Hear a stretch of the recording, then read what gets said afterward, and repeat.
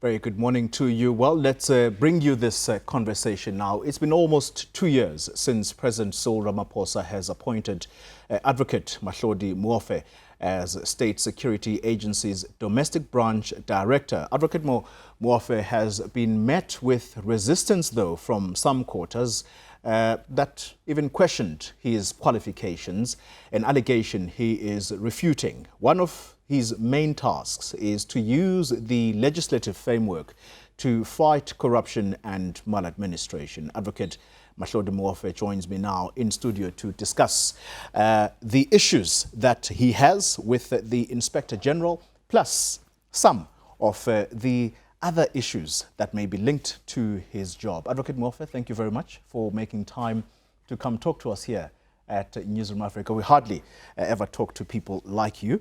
Morning. Good morning, sir. You demanding an unconditional apology from the Inspector General of Intelligence. I'd like you to tell us what brings this about, because I also see that you've brought with you your educational qualifications. Yes, 3 months ago, around the 10th of November, ENCA ran a story around my qualifications based on the fact that they had engaged with our Inspector General, Dr. Dintwe.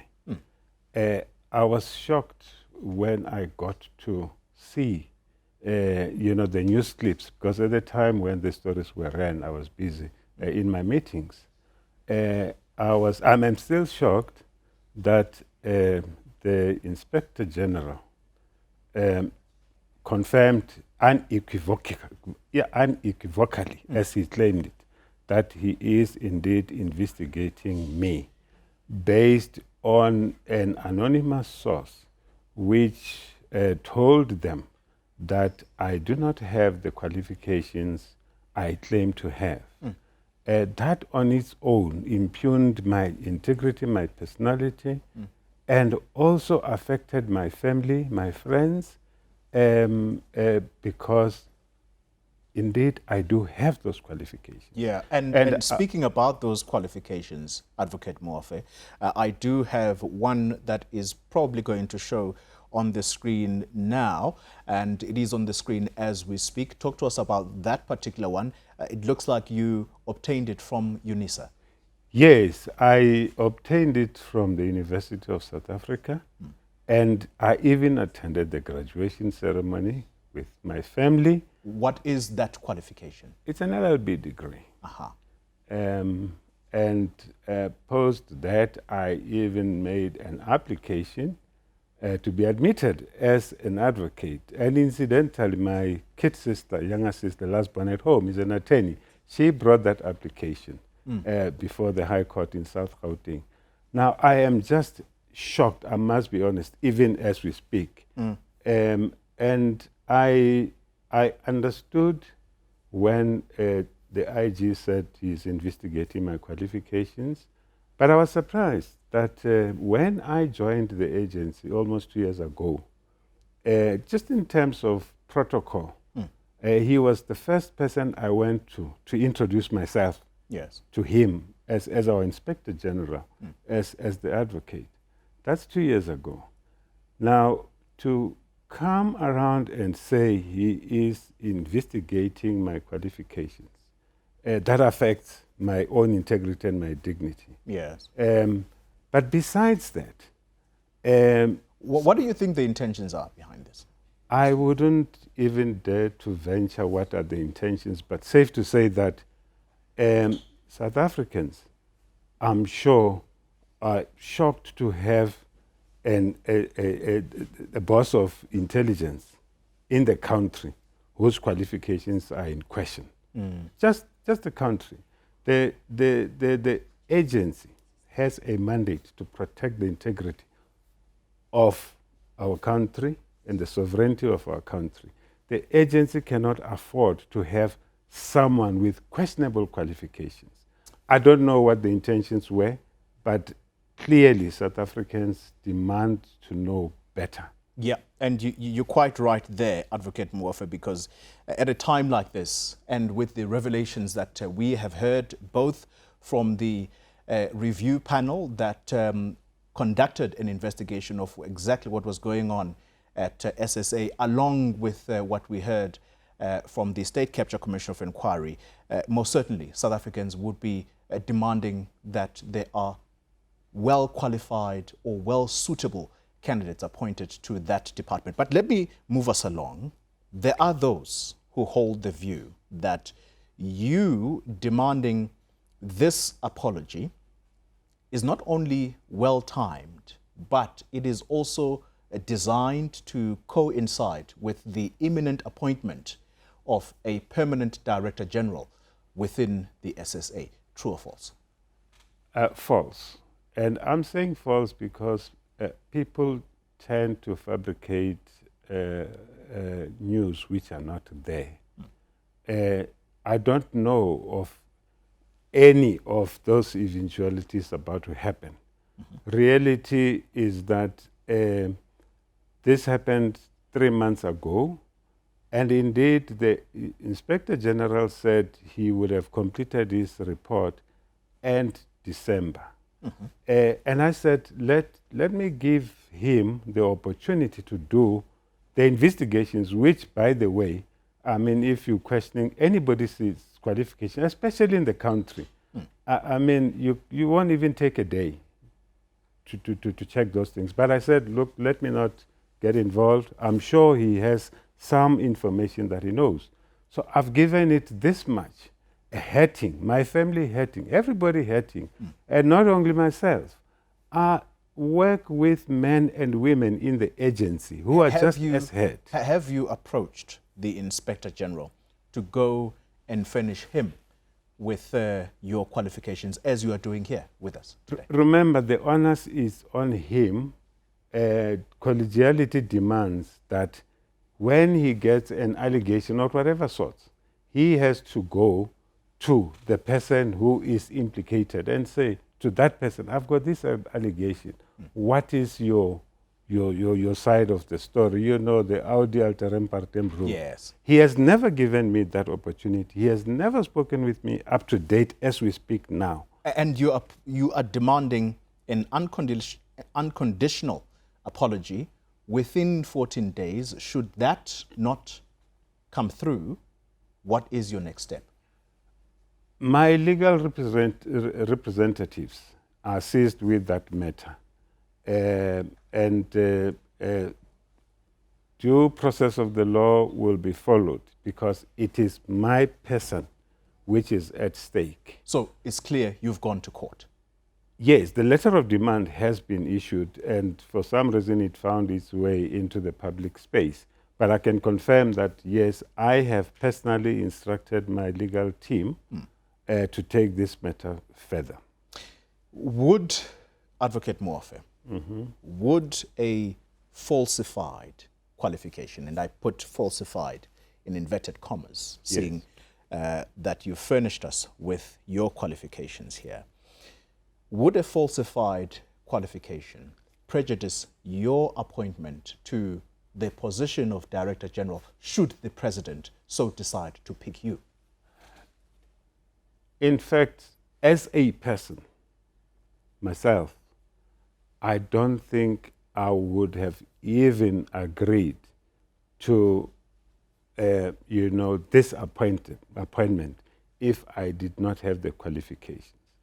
I would not have wanted to embarrass the President, the Minister of State Security, the Deputy Minister of State Security, by accepting a post which, at end of the tale, I'll be outed as a cheat. I would not have done that. I would not have done that even for South Africans. I think it's important to appreciate the fact that we have to respect our Constitution and we have to respect South African citizens. They deserve better. I would not have accepted the post. Yeah. And it's not in me. I would not have done it in the first place. Well, now that we're talking about this issue, it perhaps leads me to get into another element of our discussion, and that is that post the release of the high-level review panel into the SSA. My understanding is that the heads of departments, that's yourself and alongside fellow directors within the SSA, you've been working hard behind the scenes to implement the recommendations of this panel. And so my question to you is, how far is the process of undoing what has been described as the amalgamation of the intelligence services into basically two components, one foreign intelligence and the other domestic? Clearly, the report is public knowledge. That's given now. Our engagement now, it is about my qualifications, which are said to be fake. Yes. There are protocols at the agency which must be followed in terms of talking about issues at the agency. Safe to say that men and women, minister and deputy minister, they are all working very hard. All of us are working very hard to ensure that the implementation of that report is executed. I would not go further than that, but I would want to assure South Africans that those recommendations, which were adopted in total by our president, are being implemented, and the minister and the deputy minister are seized with the matter, and we are hard at work ensuring that gets done. I want us to take a breather, because I want to push you a little bit more to get out of this interview. And when we return, we are going to talk to the head of domestic intelligence about all matters around the protection of the country's sovereignty. He's already touched on it, but there are some pressing issues. We'll continue this conversation in a moment.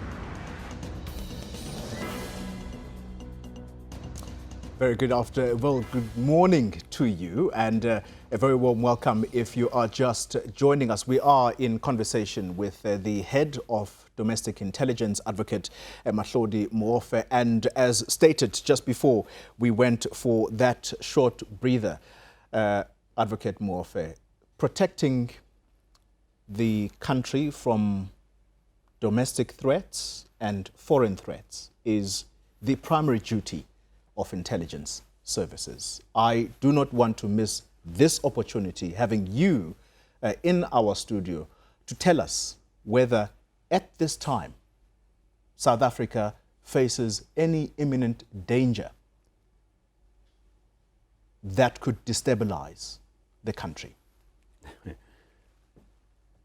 Clearly, protecting the integrity of our country is basically what the Intelligence Act says.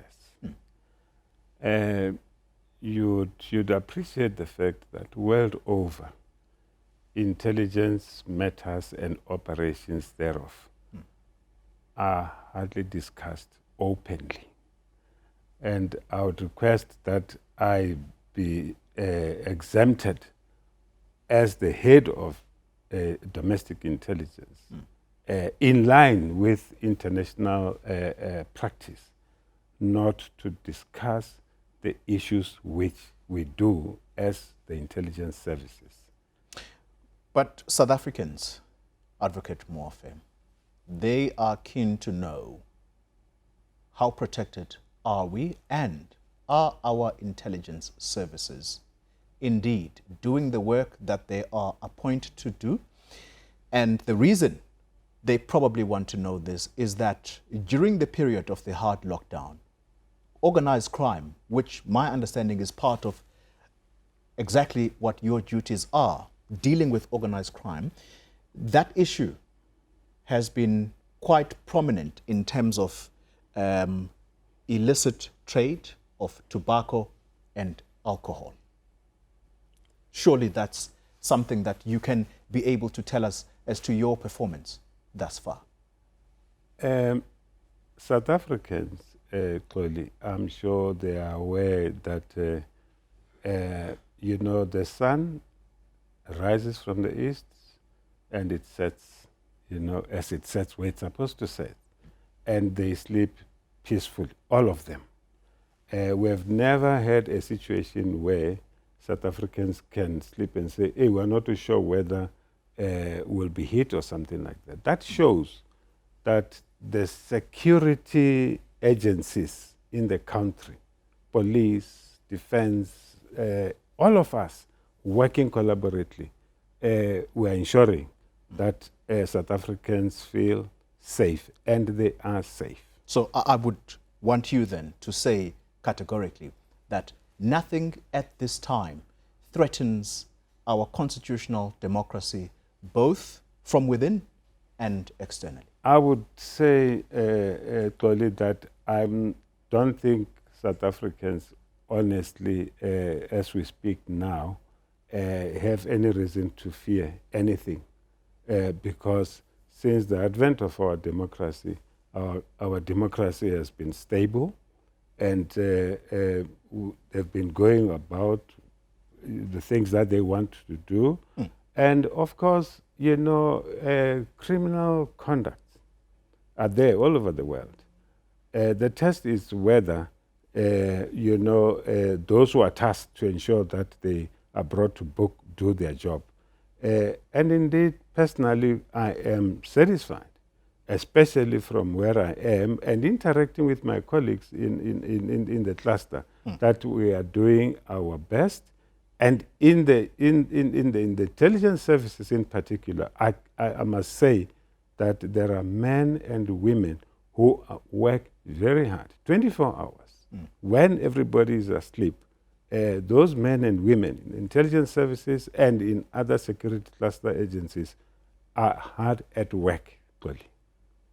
So, how is it then that we had rampant illicit trade of tobacco and alcohol? Does that speak to your failure as intelligence services? Perhaps linked to that, South Africans are still none the wiser about how people like Shepherd Bushiri fled this country when he was actually facing a trial in South Africa. Preceding that were his children. Are our intelligence services, as you say, hard at work at night or asleep at night? I am saying we are all working very hard, and men and women in the cluster are working very hard. And I must say that South Africans know also that there are many people who get arrested and are brought before our courts for various infractions, and the court processes are unfolding and they're done publicly, and South Africans are well aware of those things. In some instances, I mean, there'll be one or two cracks here and there, but we don't sleep. Even the person you're talking about, I mean, we know, and it's public, that as South Africa, we are doing everything possible to bring that person back. But how did he escape? That is your job, is it not? Yes, it is all of us South Africans. You know, all of us South Africans, it is our job to ensure that we don't have these cracks. But that was a massive embarrassment. Again, they want to know, how did it happen? These things do happen even in other jurisdictions, you know, developed jurisdictions. A criminal that is in the hands of law enforcement, that is going through trial, escapes unnoticed. Well, he was granted bail, and then he didn't adhere to his bail conditions. I think we should put that record. Many people get arrested. Remember, when you are arrested, it does not mean that you are convicted criminal. All right. You have to go through the process, and he's not the only one who was given bail.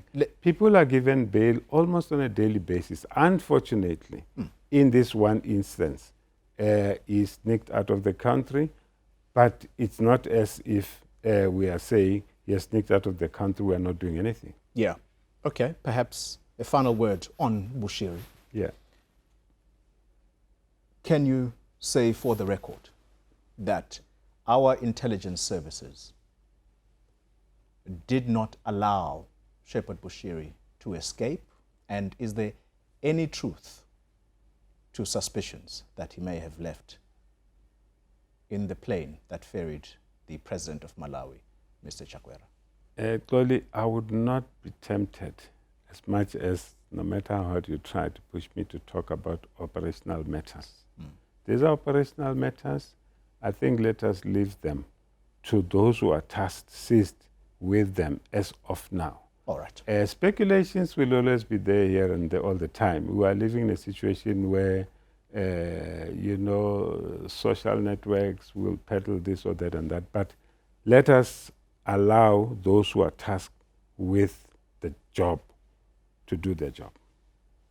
Let me venture to this area then. One of the areas of concern highlighted by the high-level review panel was the excessive political interference arising out of ANC divisions. My question to you, tensions are high within the governing party right now. How would you describe, first and foremost, your working relationship with your political head, Ayanda Dlodlo? My working relationship with my subordinates and everybody in the agency is a professional one, and we're all pulling in the same direction. My working relationship with my principals, deputy minister, minister, it's at its best as it was in the past. And I'm saying it deliberately because there is this notion that the minister and I don't see eye to eye. That's not true. In any working environment, there'll be some differences. But my job as a public servant is to ensure that I advise my principals correctly. They exercise,